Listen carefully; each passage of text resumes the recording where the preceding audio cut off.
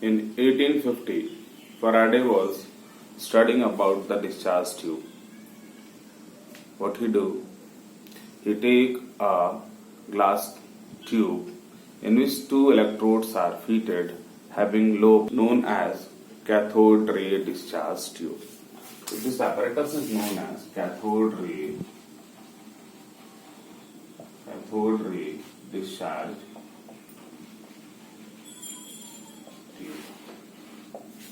What happens when sufficiently high voltage is applied? Then a glow is moving from cathode to anode. This glow contained the streams of particles which were moving from cathode towards the anode. Therefore, they are termed as cathode rays. We can't see this particle, then how to know their presence? In order to know their presence, we use a fluorescence or phosphorescence material such as zinc sulfide behind the anode, in which we have made holes into it. It means when we make holes into the anode, then these cathode ray particles move and they strike the zinc sulfide screen behind the anode. This is how we will know the presence of this cathode rays.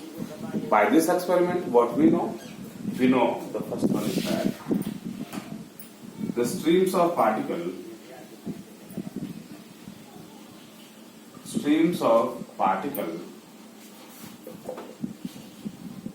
moving from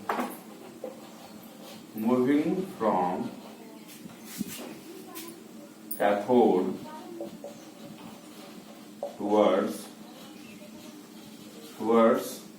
anode is known as cathode or cathode ray particles. The next, on placing a gel sulfide screen behind the perforated anode, we see that these particles are moving from cathode towards the anode. That's what we said. In order to know the presence of this invisible rays,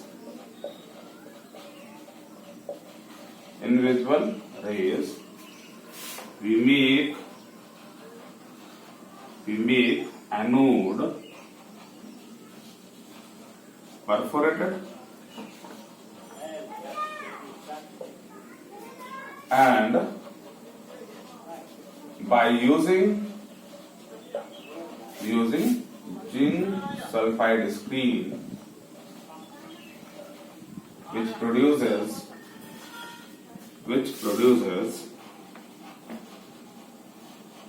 a bright spot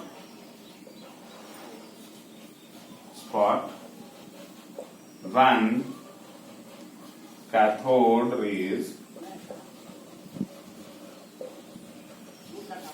particles strike it. It means in absence of electrical and magnetic field, this particle move on their own path. It means they are not deflected from their path in the absence of electrical and magnetic field. The third point is that in absence of electrical and magnetic field,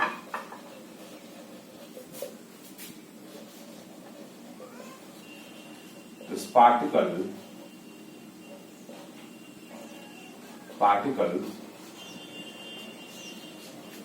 moves on their own path.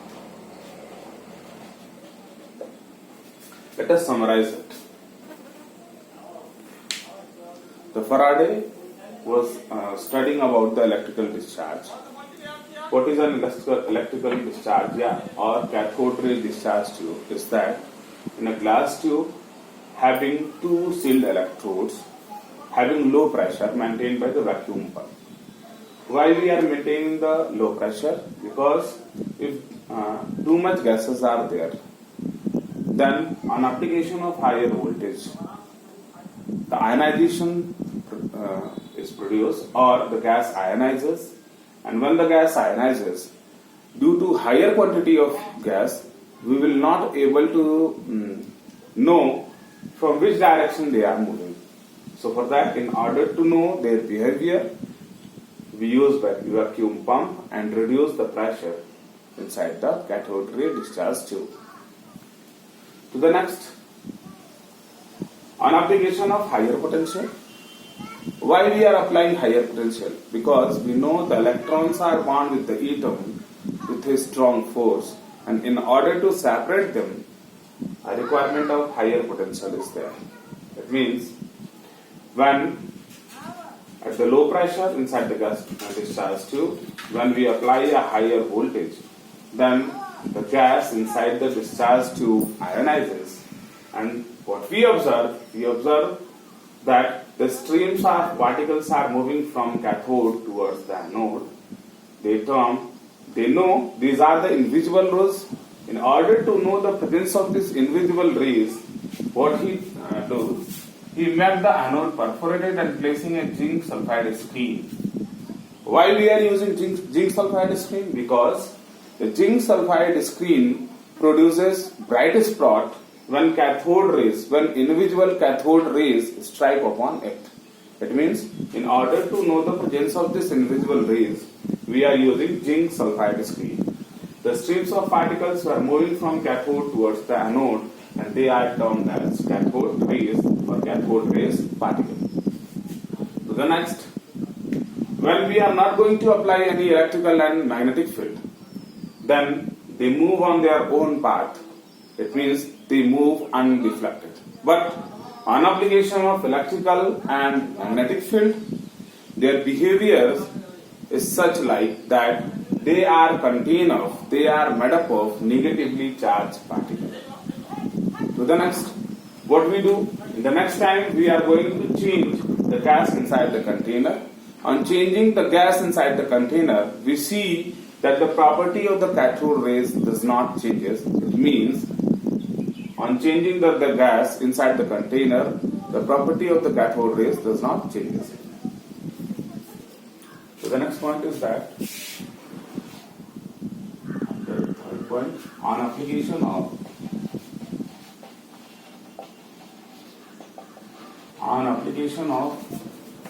electrical and magnetic field, their behavior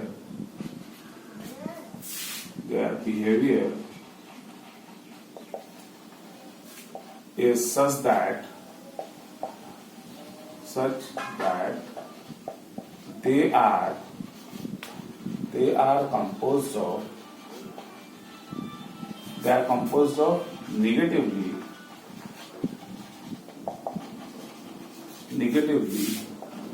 charged particles. The next is that on changing the gas inside the discharge tube, the property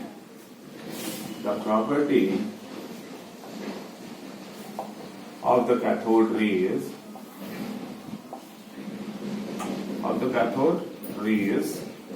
does not change. Let us see why this happens. As we have taken the discharge tube,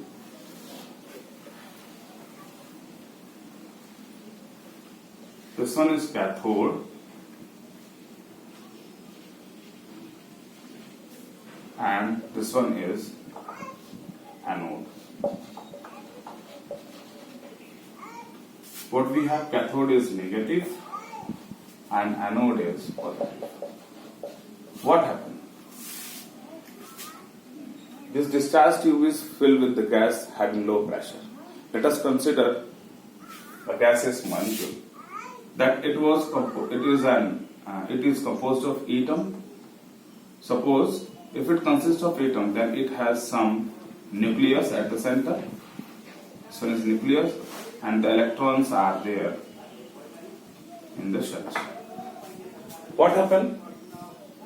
The first condition is that we are maintaining here low pressure.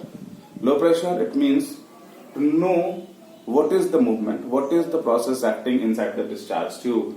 We should maintain lower amount of gaseous molecule. That is maintained by the vacuum pump by reducing the pressure. The first condition. Next condition, we are applying here a higher potential difference. Why?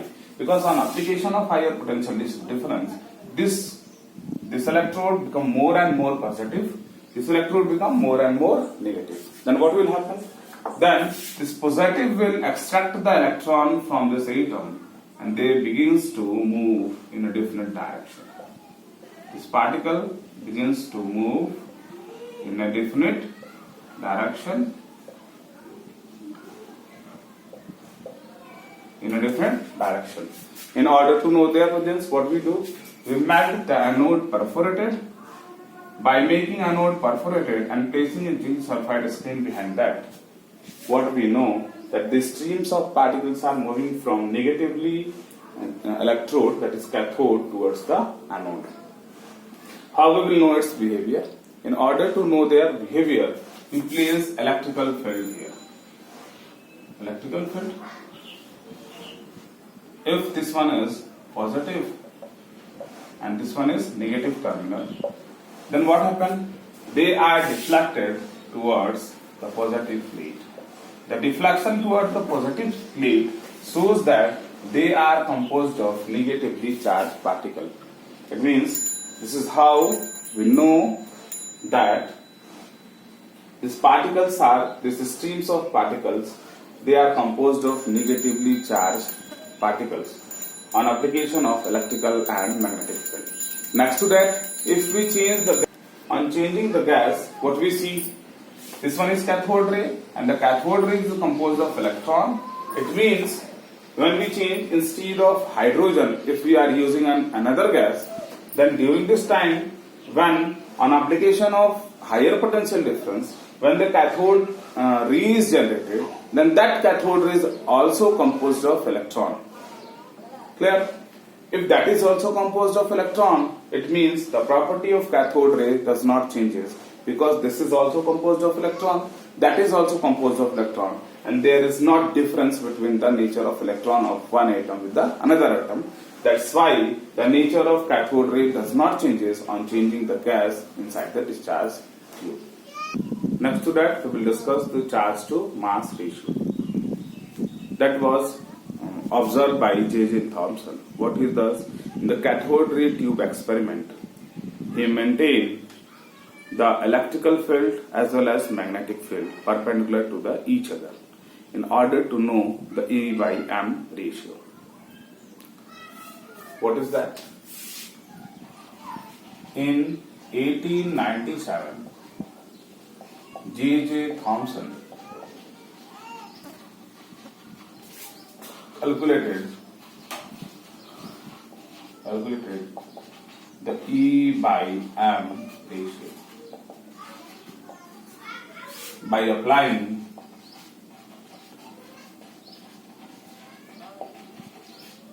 perpendicular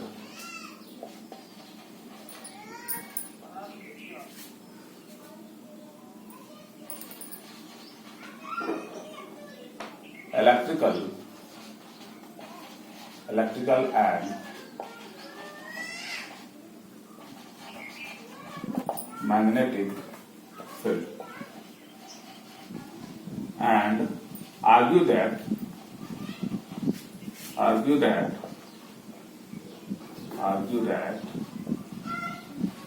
the deflection of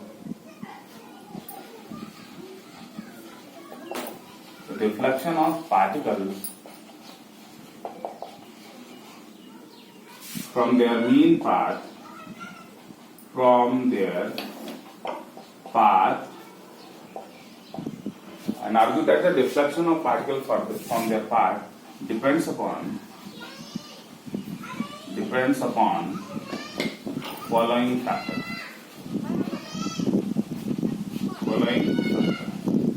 Let us know what is the structure, how is going to know the effect of electrical and magnetic field. This is the discharge tube we have. This one is the cathode.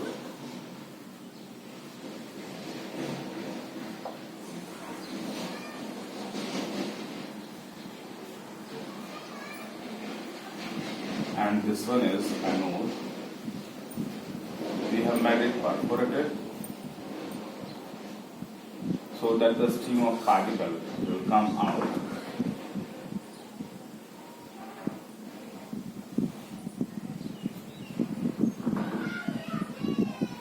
Stream of particle come out. And what we do,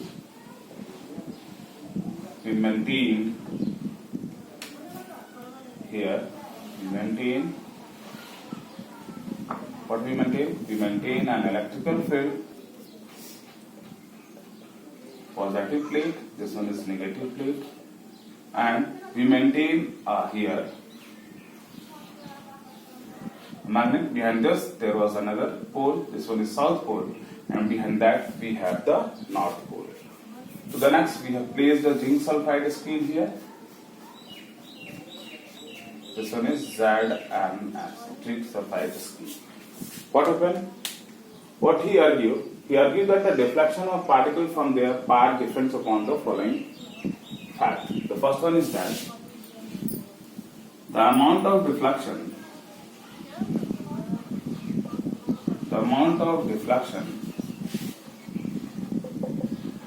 depends upon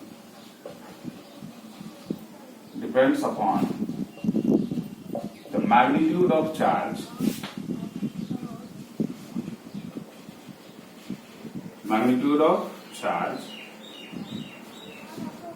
on the particles of cathode rays.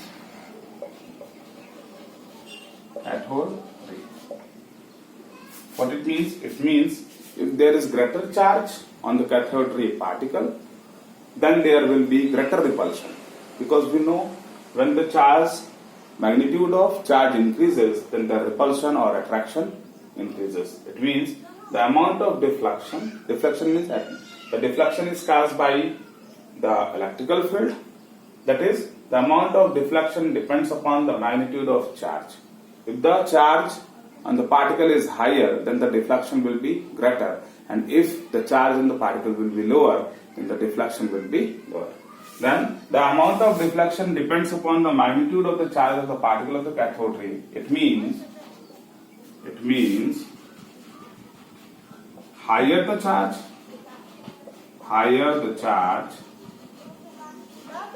on cathode ray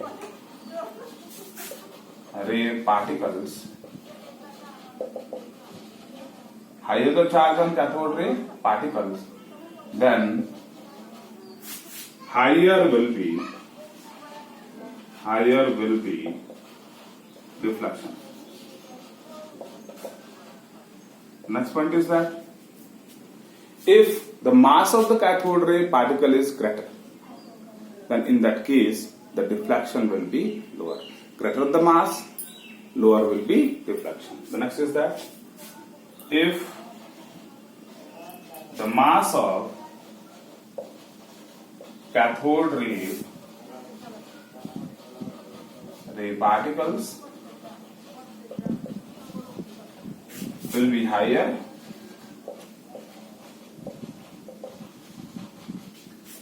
then lower will be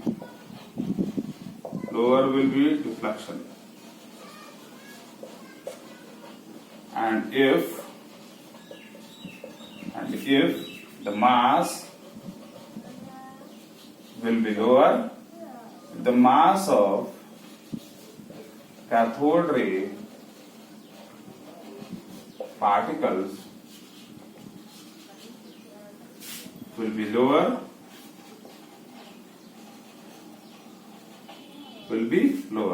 than deflection will be higher. The next point is that the deflection in the cathode rays particle from their mean path also depends upon the strength of the electrical and magnetic field. It means the deflection of cathode ray particles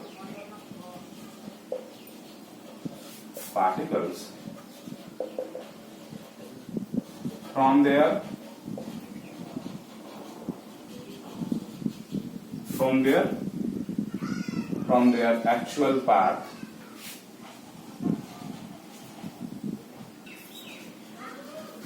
actual path depends upon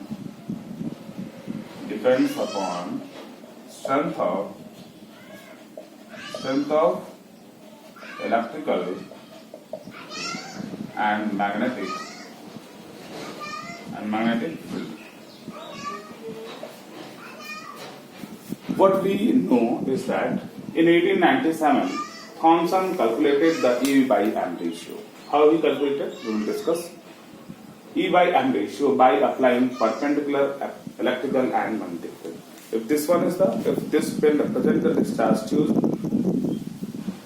tube, this one is cathode and this one is anode, then what he does, he maintained a magnetic field like this. This one is the north pole, this one is the south pole, and he maintained electrical field like this, which is mutually perpendicular to each other. Clear? It is shown here.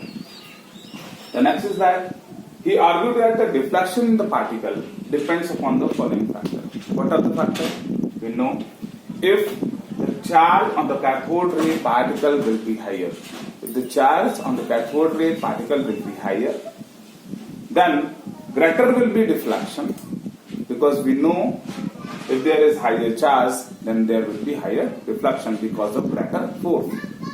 The next that the mass of the cathode ray, we know if the mass of the cathode ray particle is higher, then the deflection will be lower.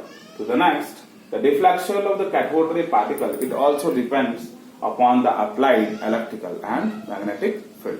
This is all what we know.